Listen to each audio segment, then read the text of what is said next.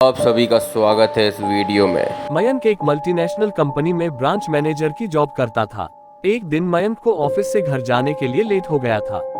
सर्दी की मौसम होने के कारण रात भी जल्दी हो गई थी।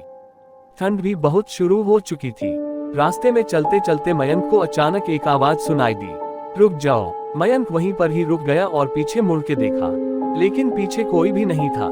फिर से वही आवाज सुनाई दी, सामने देखो। जैसे ही मयंक ने सामने देखा तो उसे जमीन पर कुछ चमकती हुई चीज दिखाई दी। मयंक दौड़ के उस चीज के पास गया और देखा तो यह कोई साधारण चीज नहीं थी, बल्कि एक चमकता हुआ हीरा था। उसने वह हीरा अपने हाथ में लिया। उसकी चमक देखकर मयंक की खुशी का पार ना रहा।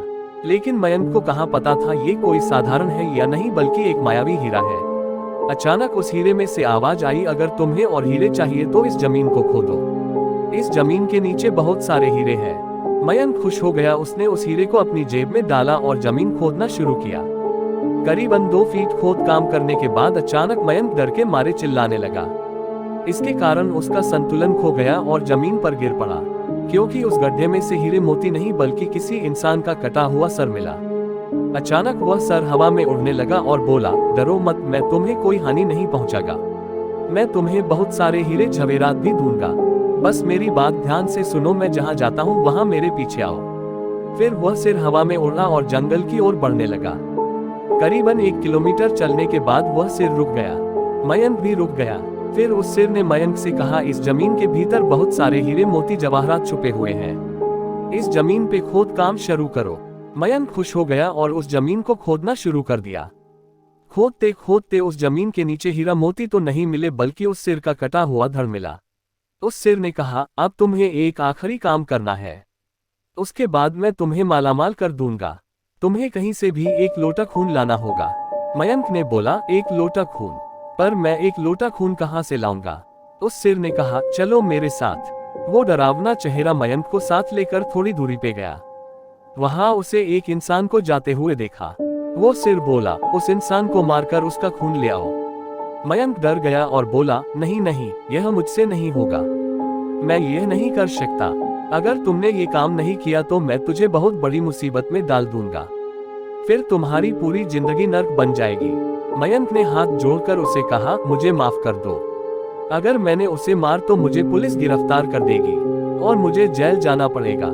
उस सिर ने अपने तंत्र मंत्र की शक्ति से एक छुरी और लोटा प्रकट किया और गुस्से से बोला, अगर तुम मेरा ये काम नहीं करोगे तो मैं तुम्हारे पूरे परिवार को मौत के घाट उतार दूंगा। मयंक ने मजबूरी में आकर उस आदमी को मार डाला और उसका खून लेकर उस सिर के पास गया। वो सिर खून को देखकर बहुत खुश हुआ और बोला, ये खून मेरे शरीर पे डाल दे। उस सिर के कहने पर मयंक ने खून को उसके शरीर पे डाल दिया। फिर कुछ ही देर में वो कटा हुआ सिर उस शरीर पे जुड़ गया। ये सब देखकर मयंक की हालत अब खराब होने लगी। वो उस भूत को देखकर काफी डर गया। जैसे ही वो भूत जिंदा हुआ तो जोर जोर से हंसने लगा और डरावनी आवाज में बोला, तुमने बहुत बड़ी गलती कर दी कि तुम्हें मुझे फिर से जिंदा कर दिया। अब मैं सिर्फ तुम्हें ही नहीं बल्कि इस पूरे शहर को मौत के घाट उतार दूंगा। डर के मारे मयंक के मुंह से आवाज भी नहीं निकल रही थी। वो अपने जान बचाने के लिए वहां से दौड़ा, लेकिन उस भूत ने छलांग लगाकर मयंक को जमीन पे गिरा दिया और बोला, मुझे बहुत भूख लगी है, अब मैं तुम्हारा मांस खाऊंगा। जैसे ही उस भूत ने मांस खाने के लिए आगे बढ़ा कि तुरंत ही उसका सिर धड़ से अलग हो गया। मयंक समझ नहीं पाया कि आखिर यह चमत्कार हुआ कैसे। जब मयंक ने पीछे मुड़कर देखा तो एक अघोरी बाबा खड़े थे। उस अघोरी बाबा ने कहा, जब तुम उस आदमी को मारकर उसका खून ले जा रहे थे तभी मैंने देख लिया था और समझ गया कि कुछ तो बुरा होने वाला है। इसीलिए मैं तुम्हारे पीछे पीछे यहाँ तक चला आया और मैंने अपनी मंत्र की शक्ति से उस भूत को फिर से मार दिया। अब तुम निश्चित होकर अपने घर जाओ। अब तुम पर कोई खतरा नहीं है। आज भी मयंक उस बात को याद करता है तो उसकी रूह तक कांपने लगती है। दोस्तों, आपको ये कहानी कैसी लगी प्लीज हमें कमेंट करके जरूर बताएं।